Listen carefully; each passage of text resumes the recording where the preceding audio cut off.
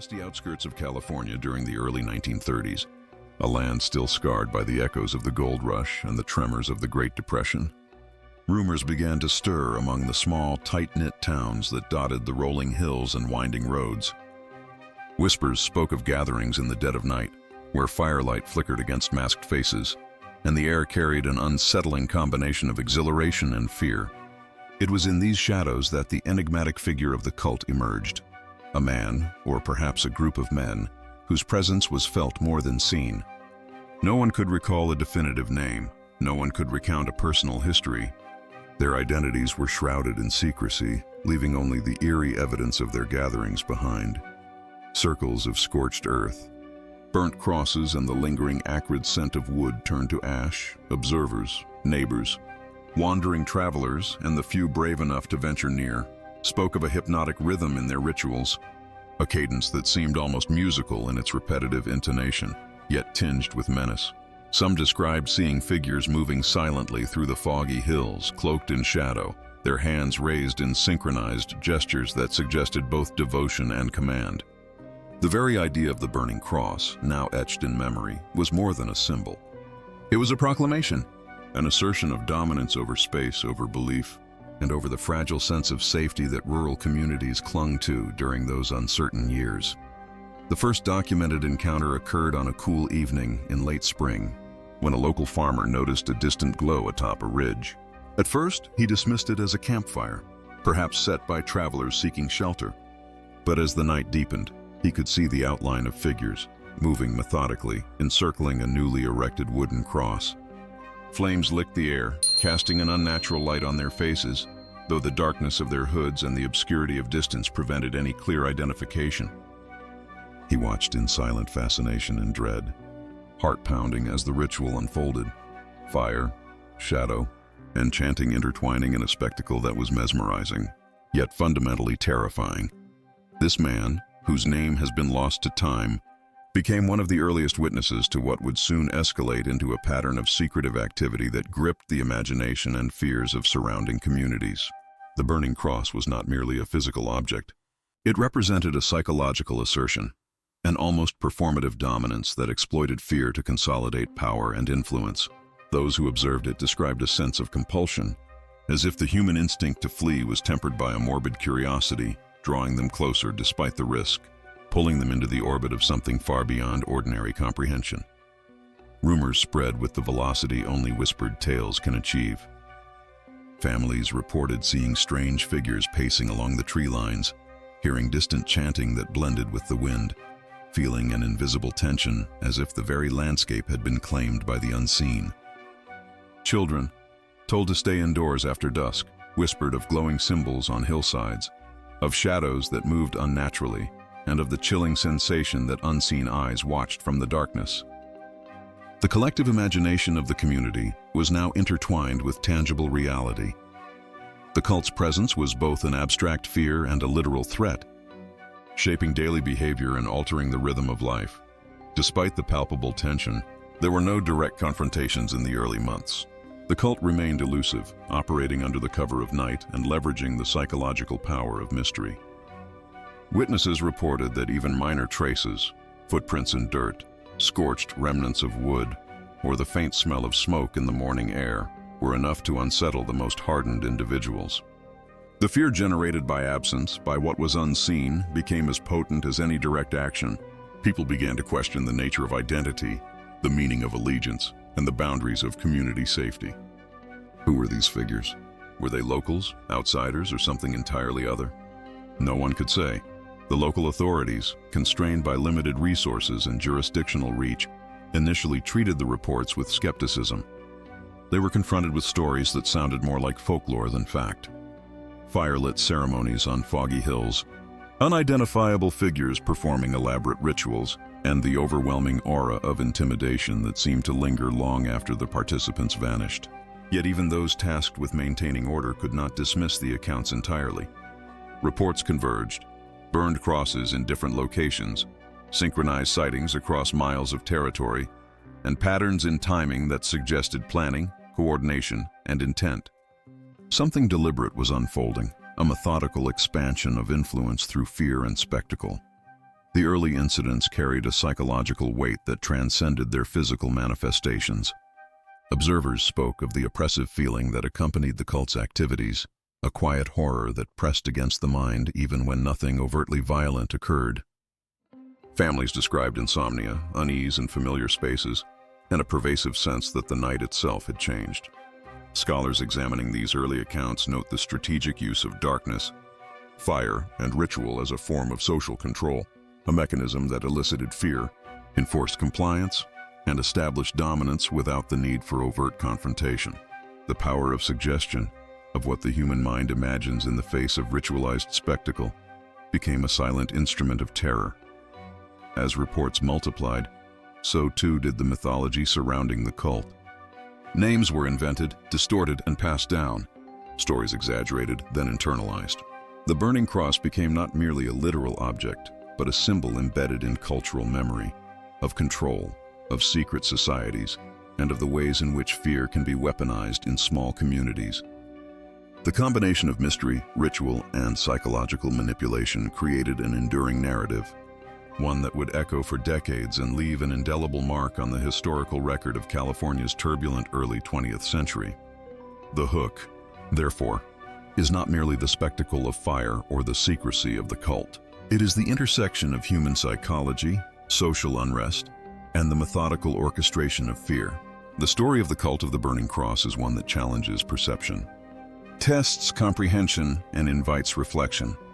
How can individuals, cloaked in anonymity and armed only with ritual, command influence over a community? How does the interplay of light and shadow, presence and absence, ritual and silence shape behavior, belief, and memory? And ultimately, what does this tell us about the fragility and resilience of the human mind when confronted with the unknown?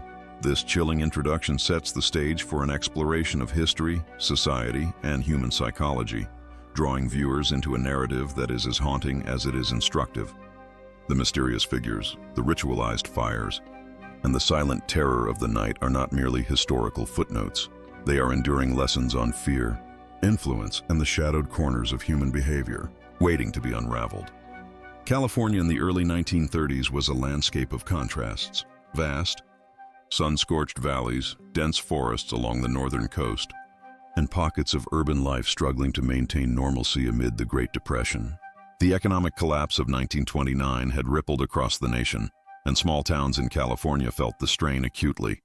Farmers contended with plummeting crop prices, migrant laborers sought work in every conceivable field, and families struggled to maintain household stability under the weight of scarcity. In these conditions, anxiety and uncertainty were not abstract concepts.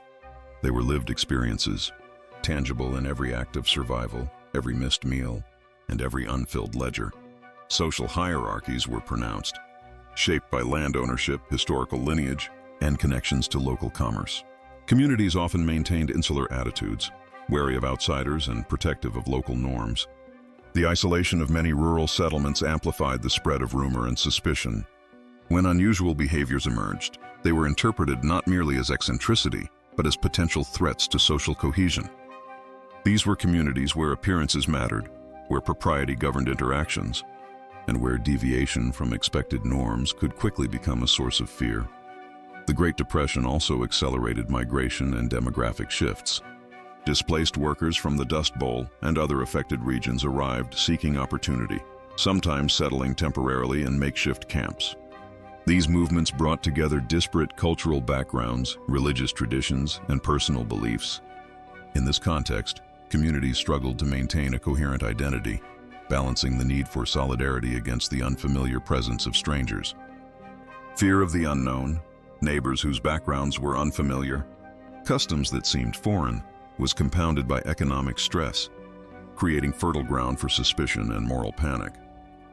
Religious and fraternal organizations held significant influence during this period.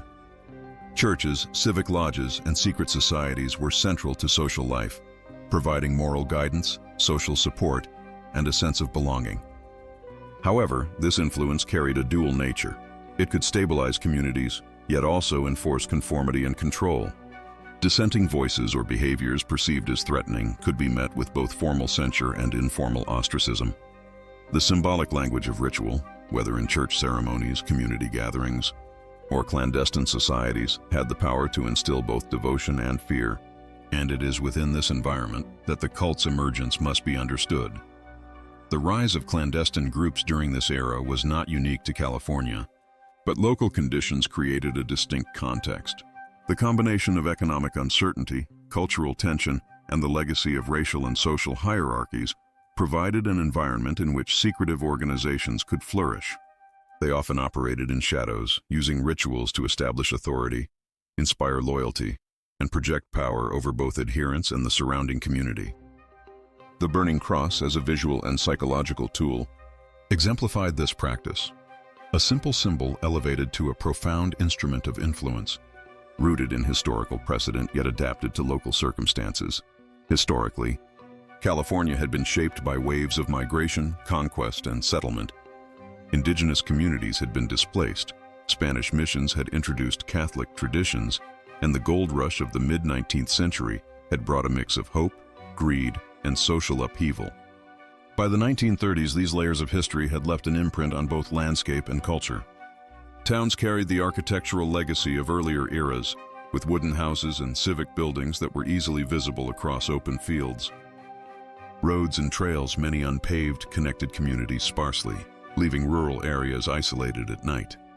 This physical isolation compounded the psychological effect of rumors and strange occurrences, allowing mystery and fear to grow in the absence of immediate verification.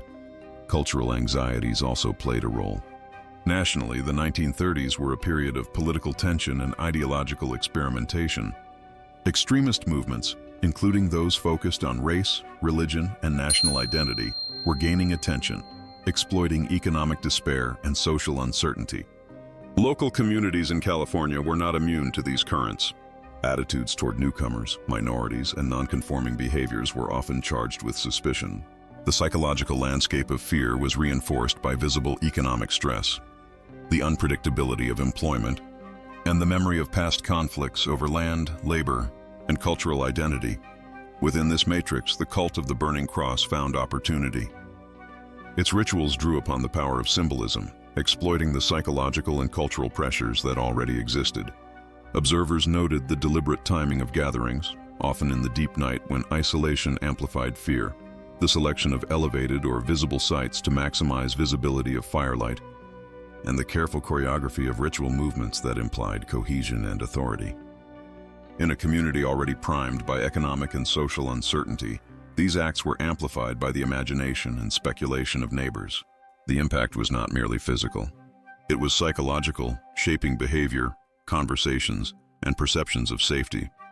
Families often interpreted these events through the lens of existing moral frameworks. Religious teachings, civic expectations, and inherited folklore informed reactions. Communities with strong Protestant roots were particularly sensitive to symbols of perceived idolatry, moral transgression, and secretive ritual. Reports of hooded figures, nocturnal ceremonies, and burning crosses intersected with these interpretive frameworks, heightening fear and suspicion. Children were warned not to venture outdoors, adults observed from behind closed doors, and community leaders debated appropriate responses. In essence, the environment itself, both social and physical, acted as an amplifier for the cult's influence. The interplay between isolation and communication was crucial. Towns were connected by sparse telegraph lines, infrequent newspapers, and word-of-mouth reporting. When unusual events occurred, they were circulated with a mix of factual observation and embellishment. Details were lost, exaggerated, or conflated with other occurrences. By the time reports reached distant parts of a county or neighboring settlements, the story of the cult had already assumed legendary proportions. This amplification of narrative through social networks, even primitive ones, demonstrates the power of human perception to transform reality into myth, particularly under conditions of uncertainty and fear. Economic desperation further intensified responses. Many residents struggled to meet basic needs, and any external threat, perceived or real, was magnified against the backdrop of survival anxiety. Social cohesion became both necessary and fragile. Neighbors needed each other to endure hardship, yet fear of betrayal or intrusion heightened vigilance and suspicion. The cult's emergence exploited precisely these pressures. inserting mystery and ritual into a community already sensitized to danger, scarcity, and the unpredictability of daily life. By examining the historical, cultural, and economic context of California in the early 1930s, the emergence of the cult of the Burning Cross can be understood not as an isolated phenomenon, but as a product of a complex interplay between environment, social structure, and human psychology. Isolation, economic instability, cultural tension, and the legacy of ritualized authority created conditions in which secrecy, symbolism, and fear could be wielded with dramatic effect. Observers, witnesses, and participants all navigated this landscape, responding to both real and perceived threats, and in doing so, shaped the enduring narrative of mystery and terror that would define the cult's reputation for decades. The stage was thus set for a series of events that would draw in both the curious and the terrified, blending ritual, spectacle, and psychological manipulation in ways that would test the boundaries of belief, fear, and social cohesion. The historical backdrop provides a lens to interpret these actions, revealing that the horror of the cult was rooted not only in fire and shadow, but in the intricate network of social, cultural, and economic forces that defined California in 1933. It began quietly, almost imperceptibly, on a warm spring evening when the air was thick with the scent of wild sage and distant citrus groves. The first incident involved a local shepherd who, while tending his flock near the hills, noticed a faint orange glow flickering across the ridge. At first, he assumed it was a small bonfire, a casual gathering of youths enjoying the sunset. But as he drew closer, the shape of a wooden cross became visible, towering against the twilight. The flames licked the edges, sending sparks into the night sky, and around it, hooded figures moved in silent coordination. The shepherd froze, heart hammering, unable to move as the ritual unfolded before him. A dance of shadow and flame, deliberate, precise, and unsettling. The following week, a minor confrontation escalated into terror when a traveling merchant discovered that his wagon wheels had been sabotaged. Axle pins were removed, leaving the wheels dangerously loose, yet no theft occurred. The merchant recounted how, as he struggled to repair the damage by lantern light, distant chanting carried over the wind, punctuated by the occasional crack of firewood splitting. The synchronized steps of figures in the hills seemed almost to echo the movements of his hands, as if the ritual itself were aware of him. By dawn, the scene was eerily clean. Scorched earth and a faint scent of smoke were the only evidence that anyone had been present, leaving him shaken and unnerved. One particularly chilling incident involved a young farmhand who had ventured too close to the cult's meeting ground. He described the ground as strangely soft, almost yielding, as if it had been prepared for human occupancy. The figures moved in a hypnotic rhythm around the burning cross, their hands extended, gestures precise. When he accidentally stepped on a twig, the sound snapped through the silence like a gunshot. Every figure turned simultaneously, heads inclined as if sensing his presence. The boy froze, rooted in place by fear, unable to retreat. Hours passed in agonizing stasis until the figures silently vanished into the night, leaving only the lingering glow of embers and a cold, heavy wind that seemed to press upon his chest.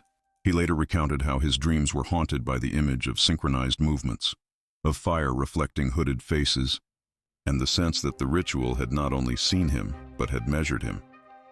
Another event involved a small family whose property bordered the hills where the cult frequently gathered. Late one night, their livestock became agitated, bellowing and pacing as if responding to an invisible threat. From their porch, the parents saw shadows moving unnaturally among the trees, illuminated in intermittent bursts by torches.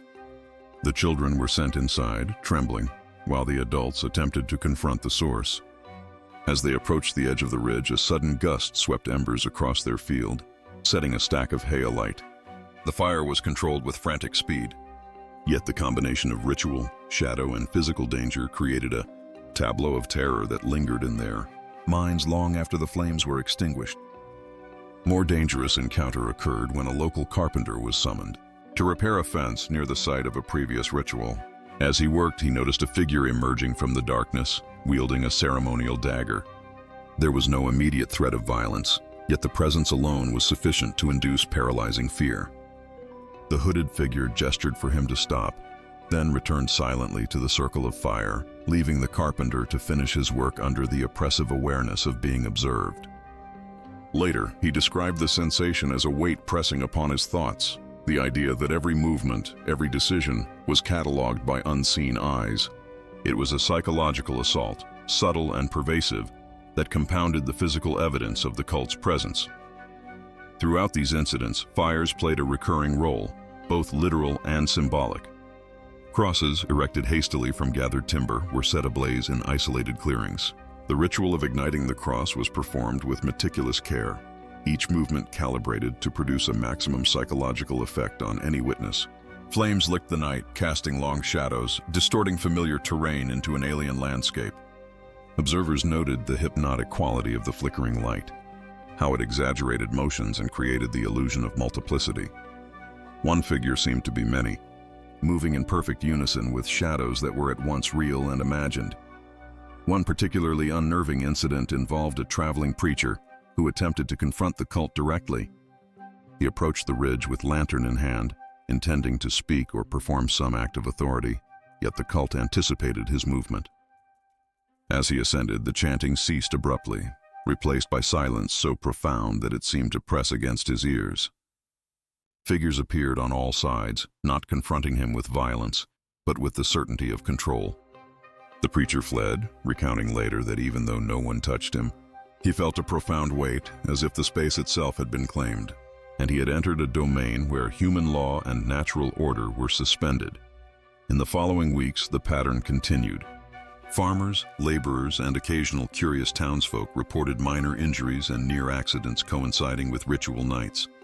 Misstepped ladders, slips into shallow ditches, cuts from tools mismanaged under the eerie glow of firelight. While none of these incidents proved fatal, the psychological impact was profound. Each event reinforced the cult's ability to project power through suggestion, ritualized visibility, and symbolic dominance.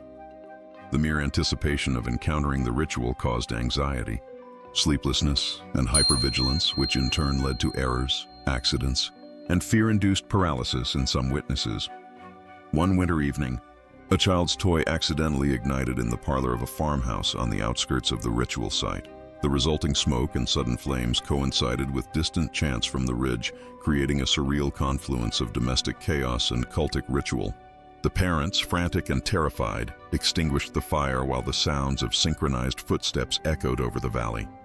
In retelling the story, they admitted that the alignment of natural accident and human ritual felt orchestrated, as if the cult had engineered an impossible overlap of events designed to unsettle, confuse, and dominate perception. Later incidents introduced elements of sound manipulation. Whispers carried on the wind, low chanting that rose and fell with the topography, creating the impression of multiple participants where few were present. Observers reported hearing synchronized knocks on distant barn walls or sudden splashes in shallow creek beds, timed with the chanting, heightening the sense of omnipresence. The cult's influence was psychological as much as physical, leveraging natural conditions, perception, and ritual timing to create terror that could not be resisted or fully understood. The cumulative effect of these incidents left the community in a state of sustained unease.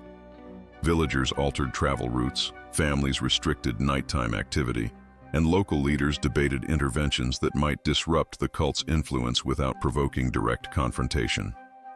Even when the cult itself remained elusive, its presence was undeniably felt.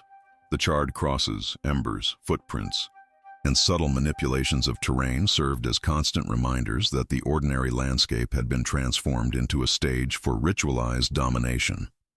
By the end of the year, the cult had established both a physical and psychological territory.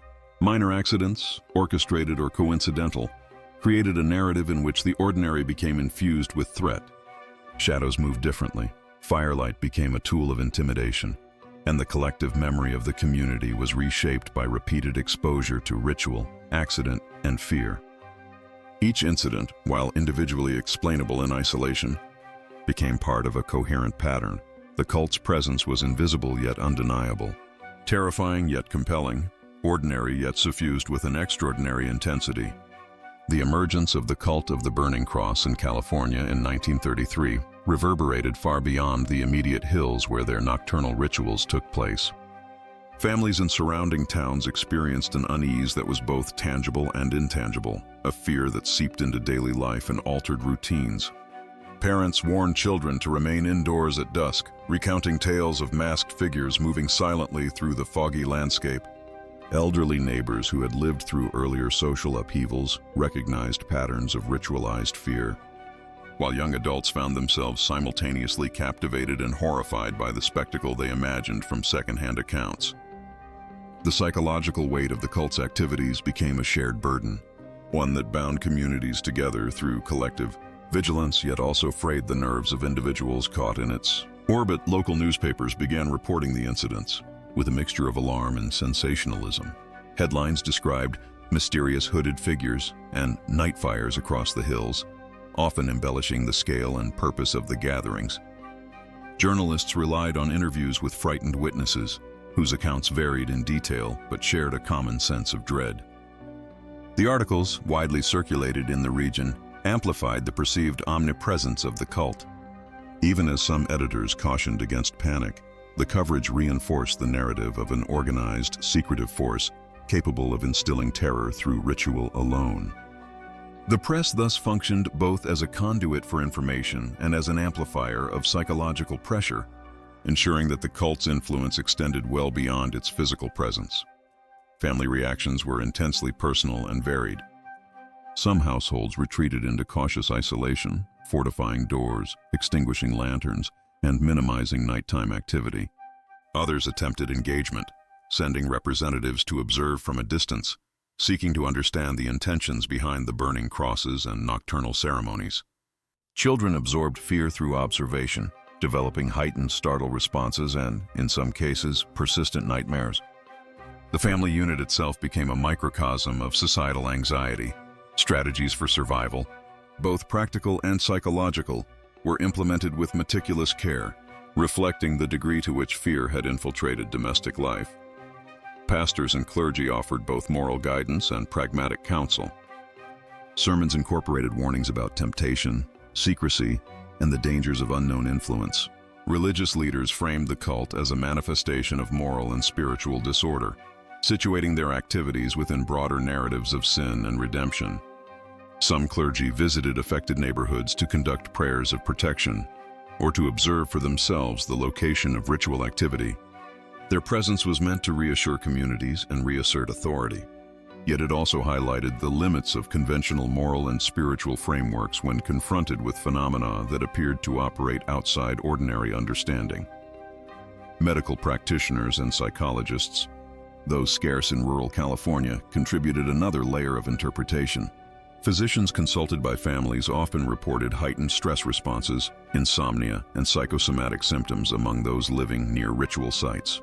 The subtle interplay of expectation, imagination, and sensory perception was understood to some degree, though contemporary knowledge of psychological mechanisms was limited.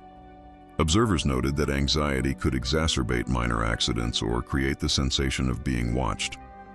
Doctors documented cases of elevated heart rates, tremors, and nervous exhaustion, framing the community's experience as a legitimate physiological response to an extraordinary social stimulus.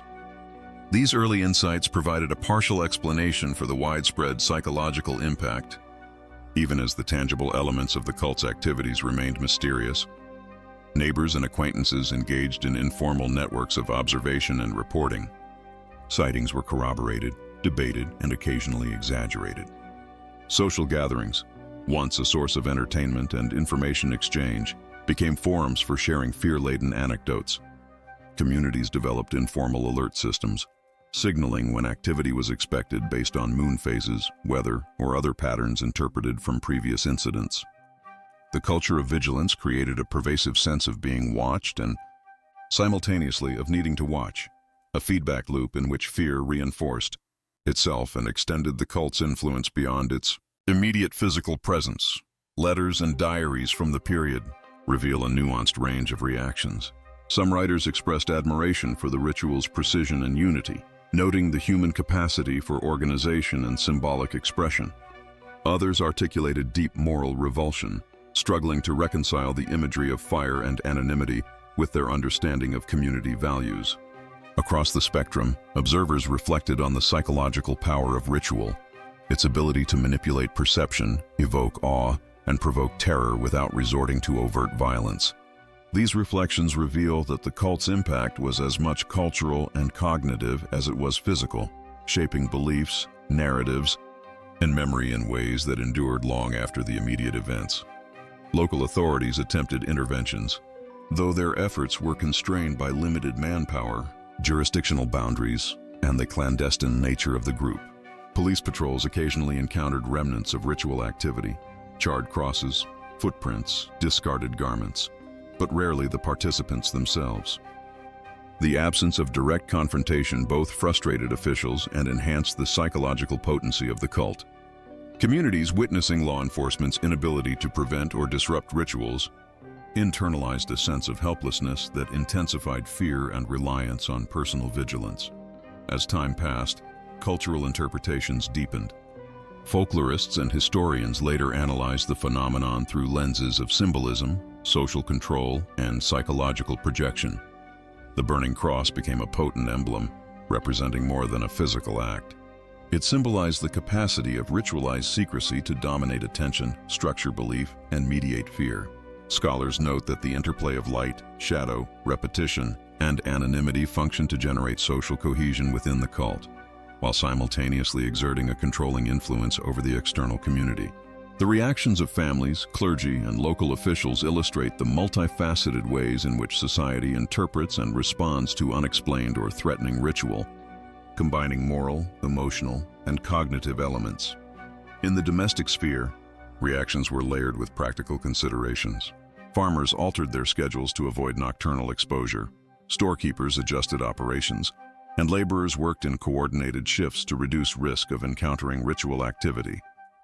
Communities collectively negotiated behavioral modifications, balancing daily necessities with the invisible threat of observation. These adjustments, subtle yet pervasive, highlight the ways in which fear can shape social patterns and dictate routines, even absent direct confrontation. The media, both print and word of mouth, continued to propagate a narrative that blurred reality and perception. Repetition reinforced belief, while embellishment amplified dread. Witness accounts were cross-referenced and sometimes sensationalized, yet they collectively contributed to a coherent social memory that a powerful, secretive group existed, capable of instilling fear through ritual alone. The interaction of observation, storytelling, and belief created a complex social ecosystem in which fear itself became a tool of control, extending the reach of the cult's influence beyond physical presence to psychological domination. Ultimately, the community's reaction was a combination of adaptation, observation, and interpretation. Families survived by modifying behavior, authorities engaged in limited intervention, clergy framed events morally, and medical practitioners documented psychological effects. Together, these responses reflect the interplay of social structure, cultural norms, and human perception, illustrating how a clandestine symbolic phenomenon can exert disproportionate influence. The reactions of the community were not merely defensive. They were a testament to resilience, ingenuity, and the capacity to navigate the tension between ordinary life and the intrusion of extraordinary, enigmatic forces. The cumulative response of society underscores the centrality of context in understanding fear, ritual, and social cohesion. Observers did not merely witness the cult. They participated in a dialogue of perception and interpretation, negotiating the boundaries of safety, morality, and psychological endurance. In doing so, they created a narrative that would endure, shaping collective memory and informing historical analysis for decades to come, ensuring that the cult of the Burning Cross would not simply be a localized phenomenon, but a story of human response to fear, ritual, and the unknown. The climax of the cult of the Burning Cross unfolded on a moonless night in late autumn, when the chill of early California evenings pressed against the skin and a dense fog clung to the valleys like a living veil. The air was thick with anticipation, an unspoken tension that spread through the hills as local residents prepared for what would become the most intense confrontation between human curiosity and ritualized terror. For weeks, rumors had circulated that a larger gathering than ever would occur, and witnesses, emboldened or desperate for understanding, began to venture toward the ridge, lanterns in hand. hearts racing with both fear and fascination. The first sign of activity was subtle, a faint, rhythmic glow in the distance, followed by a whispering sound that seemed to float with the fog. Observers reported an uncanny stillness in the surrounding landscape, broken only by the occasional snap of a twig beneath cautious footsteps. As they approached, the glow intensified, revealing the silhouette of a cross taller than any previously seen, its flames dancing violently, casting long, distorted shadows across the hillsides.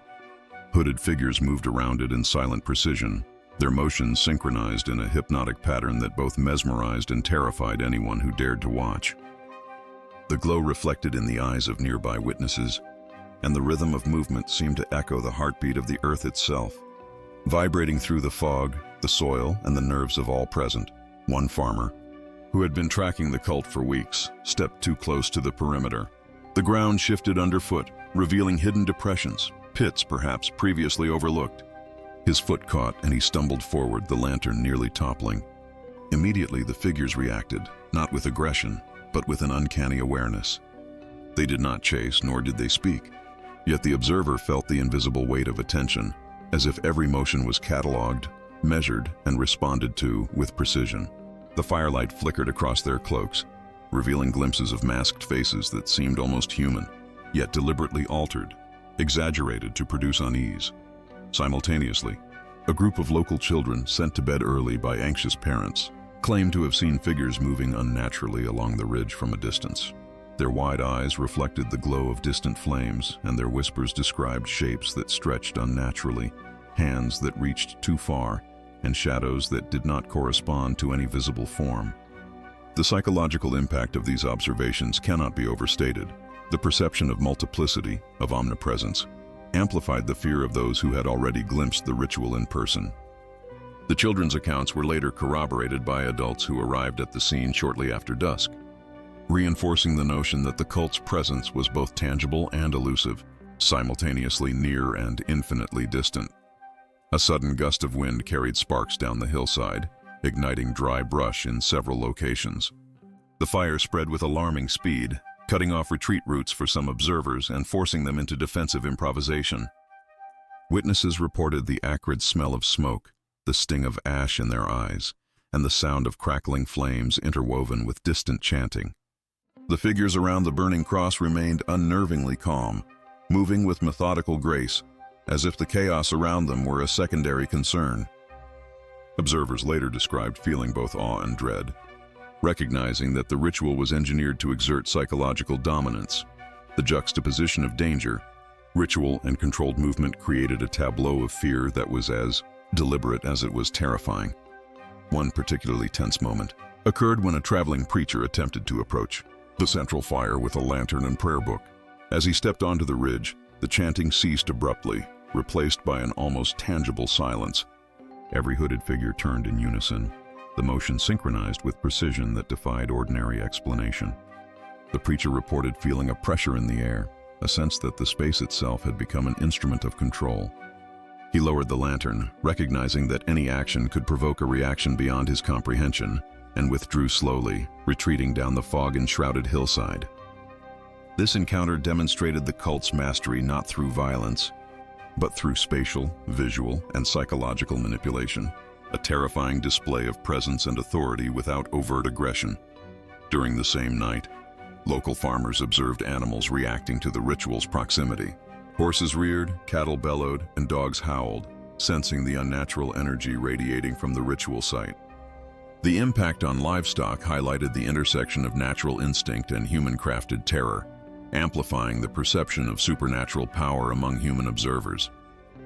In some cases, these reactions forced adults into urgent response, mitigating potential danger but also reinforcing the narrative that the ritual exerted influence beyond ordinary comprehension. By midnight, the ritual reached its zenith. Figures carried torches in precise patterns, circling the central cross in movements that suggested both devotion and control.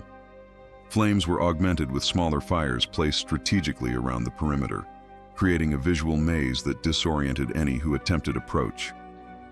Observers, caught between fascination and fear, reported a simultaneous sensation of being drawn in and repelled. The smoke, combined with the flickering light, distorted shapes and sound, creating illusions of multiplicity. One figure appeared to split into many, hands reaching outward in synchronization, shadows elongating unnaturally along the ridge and into the valley below. At the climax, a sudden and coordinated extinguishing of the central flame produced a darkness so profound that observers described a sensation of suffocating isolation. In the absence of light, the chanting continued faintly, carried on the wind, as if emanating from nowhere and everywhere at once. The combination of absence and presence intensified the psychological impact. The unknown became more terrifying than the visible, and the boundaries between observer and ritual participant blurred. Witnesses reported disorientation, rapid heartbeat, and the sense that the night itself had been claimed by the cult. The final moments of the night were marked by an abrupt dispersal. Figures vanished silently into the hills, leaving no trace beyond faint embers, footprints in soft earth, and the lingering smell of smoke. Observers were left to navigate the terrain under fog and residual firelight, often stumbling or becoming lost. The event concluded without physical confrontation, yet its effect was undeniable. The psychological imprint of the ritual, the experience of being observed, and the perception of ritualized omnipotence left a lasting impression on all who witnessed it. In the aftermath, the community struggled to interpret the climax. Families recounted detailed accounts of movement, fire, sound, and shadow, corroborating the deliberate orchestration of ritual.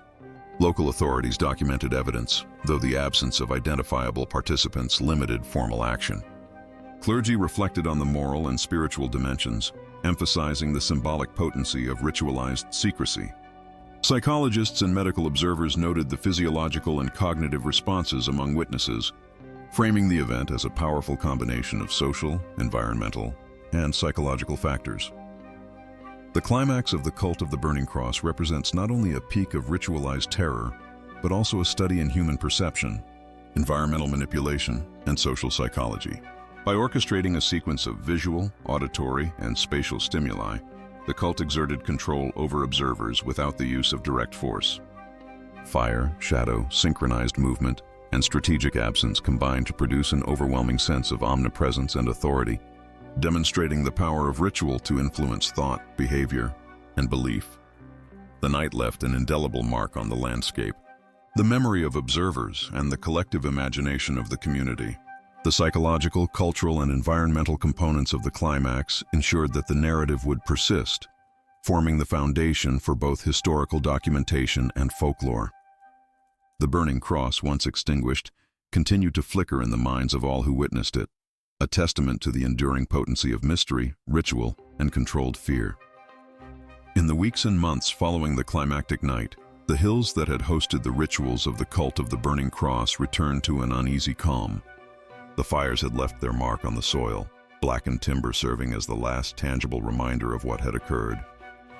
Yet even as the physical evidence faded, the psychological residue endured. Families reported lingering unease. Children hesitated to approach familiar paths, and adults remained hyper-aware of shadows at dusk. The presence of the cult had transcended the corporeal.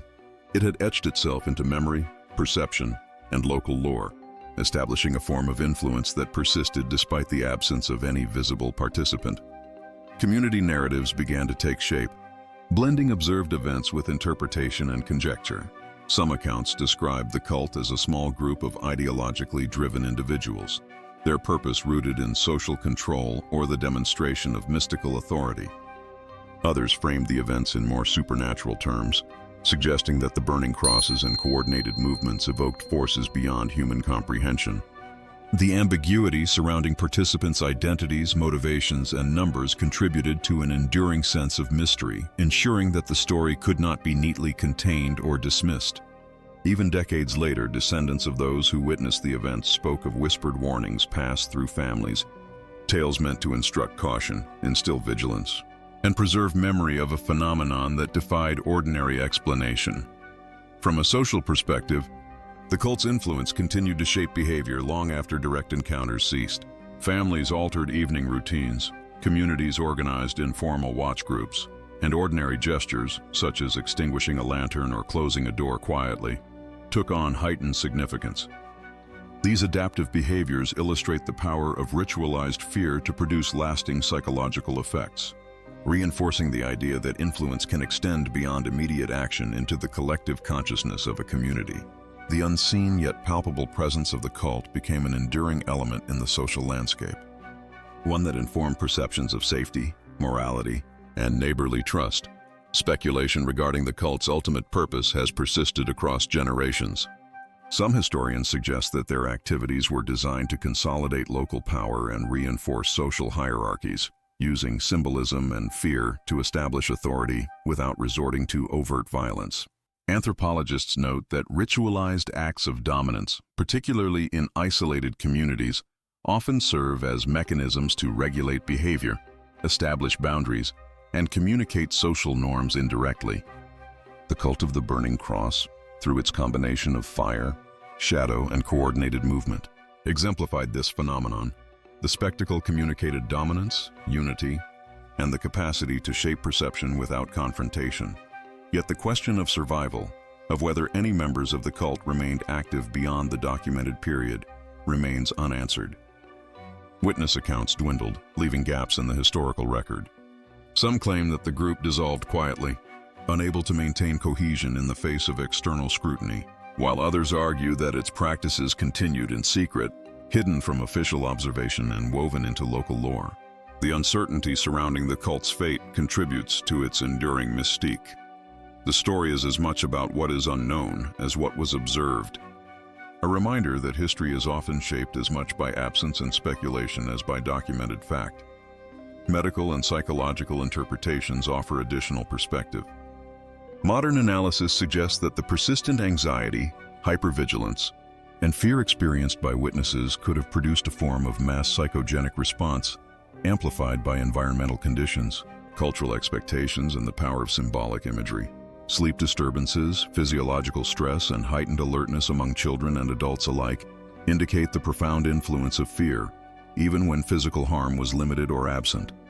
These effects underscore the duality of the cult's impact, a combination of observable ritual and invisible psychological dominance, reinforcing the notion that terror can be as potent when experienced internally as when imposed externally.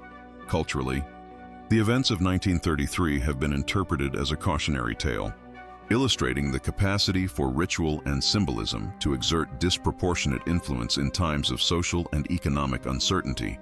The Great Depression, isolation, and communal vulnerability provided a fertile environment for both the emergence of secretive groups and the amplification of fear. Scholars note that the intersection of environmental factors, economic stress, and ritualized performance created a scenario in which ordinary citizens could be profoundly affected without direct aggression. The Burning Cross, once merely a symbol, became a tool for psychological control, demonstrating how belief, expectation, and ritualized presentation converge to shape human behavior. Local folklore preserves the memory in ways that formal records cannot. Tales of hooded figures, night fires, and whispered chants have persisted in oral histories, creating a bridge between documented history and cultural myth. These narratives reinforce community identity, offer lessons about caution and observation, and maintain the sense that some elements of the ritual remain unknowable. The blending of fact and legend serves to maintain tension, curiosity, and a continuous engagement with the past, ensuring that the story of the cult remains vivid in collective memory. In reflection, the enduring mystery of the cult of the Burning Cross lies not merely in the acts themselves, but in the layers of perception, memory, and speculation they inspired. Observers were caught between reality and interpretation, witnessing acts that were tangible yet elusive, immediate yet subject to distortion. The cult's presence demonstrated the power of ritualized symbolism, environmental manipulation, and psychological pressure to create lasting effects that extend far beyond physical interaction. The fire may have burned out, the figures vanished, yet the impressions left on minds and landscapes persisted, an invisible architecture of fear and fascination. Even today, historians, folklorists, and psychologists revisit the story with varying interpretations, some emphasizing social control, others focusing on the psychological and symbolic dimensions. The unanswered questions: who the members were, what motivated them, whether any continuation occurred, leave room for contemplation. The story resists closure, inviting each generation to wrestle with the balance between history, narrative, and legend. In this way, the cult of the Burning Cross exemplifies the enduring human attraction to mystery, the unsettling power of ritual, and the complex interplay between fear, perception, and memory as the hills return to silence. The faintest trace of smoke and the memory of synchronized movement linger in imagination. The cult's story is not contained by geography or time. It exists in the awareness of those who reflect on fear, the unseen forces that shape communities, and the symbolic language through which humans negotiate uncertainty. Its legacy is a reminder that some histories are felt as much as they are recorded, that terror can be crafted through shadow and symbol as effectively as through action, and that the unknown continues to resonate, shaping both understanding and imagination in the generations that follow.